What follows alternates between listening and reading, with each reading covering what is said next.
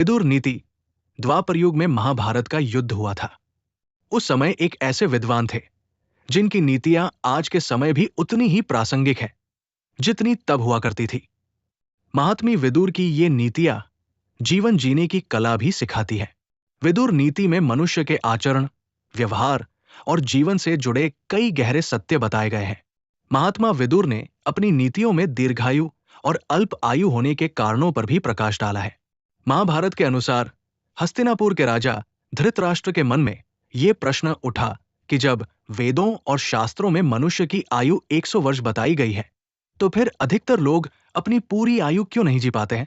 इसी प्रश्न का उत्तर महात्मा विदुर ने बड़े स्पष्ट शब्दों में दिया है। उन्होंने कुछ ऐसे उपाय बताए हैं जो व्यक्ति के पतन का कारण बनते हैं। धृतराष्ट्र का प्रश्न धृतराष्ट्र महात्मा विदुर से पूछते हैं कि जब शास्त्रों में मनुष्य को दीर्घायु बताया गया है, तो फिर मनुष्य अल्पायु क्यों हो जाता है?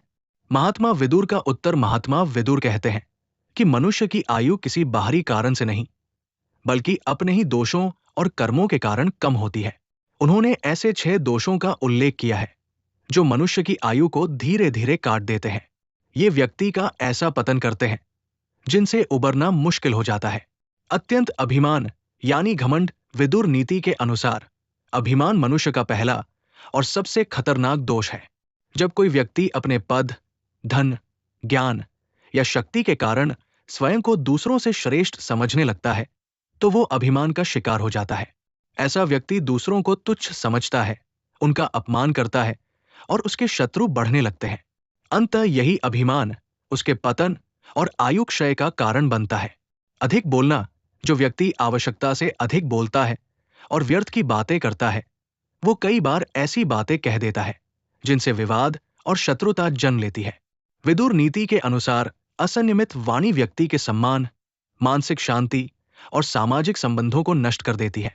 अधिक बोलने वाला व्यक्ति न बुद्धिमानों को प्रिय होता है और न ही उसकी बातों का प्रभाव रहता है, जिससे उसका जीवन तनावपूर्ण हो जाता है। ऐसे लोगों की आयु कम होती है। क्रोध यानी गुस्सा। क्रोध को विदुर नीति में मनुष्य का सबसे बड़ा शत्रु कहा गया है।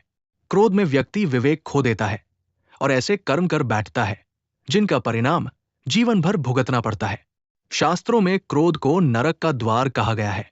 अत्यधिक क्रोध से मानसिक तनाव, रोग और अशांति पैदा होती है, जिससे आयु कम होती है।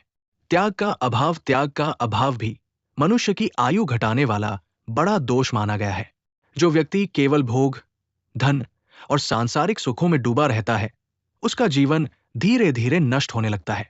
विदुर नीति के अनुसार रावण और दुर्योधन जैसे पात्रों का पतन त्याग की भावना न होने के कारण ही हुआ। त्याग जीवन को बढ़ाता है, जबकि आसक्ति जीवन को काटती है। स्वार्थ यानी लालच। स्वार्थ और लालच को अधर्म की जड़ कहा गया है। धन, भूमि, सत्ता या लाभ के लिए किया गया स्वार्थ व्यक्ति को पाप की ओर ले जाता है। स्वार्थी व्यक्ति दूसरों का अहित करने से भी नहीं हिचकता, जिससे उसके रिश्ते टूट जाते हैं और जीवन में अशांति बढ़ जाती है। विदुर नीति के अनुसार स्वार्थी व्यक्ति की आयु कम हो जाती है। मित्रद्रोह। मित्रद्रोह यानी अपने मित्र के साथ विश्वासघात करना सबसे बड़ा दोष माना गया है। शास्त्रों में मित्रों को जीवन की शक्ति कहा गया है। जो व्यक्ति अपने मित्रों को धोखा देता है, उसका जीवन भय, तनाव और अकेलेपन से भर जाता है। विदुर नीति के अनुसार मित्रद्रोही व्यक्ति का जीवन नरक के समान हो जाता है। क्या कहती है विदुर नीति?